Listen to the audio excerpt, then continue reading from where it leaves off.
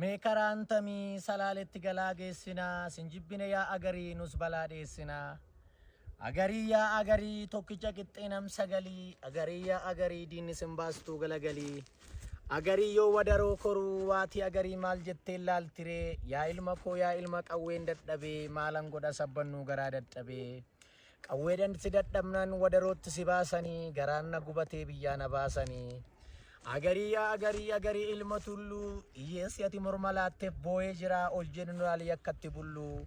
agariin gabaabadhaa taaddasaa birruuti dheeranii yoo lubbuun jiraannirree wal gaafanna seeranii goota baddaasayyoo agarii dhabne wayyoo agarii yaa xiiqoftuu dhiiraa otoon akka keetii dhalatee ormimaa biyya nyaaraa agarii yaa korma namaa otoon akka keetii jiraate ormimaa nutti gamaa agarii gabaabdicha onneen gaaraa yartuu biyyee nyaachiftee siifuu garaan na aaraa galaa qabatanii nyaatu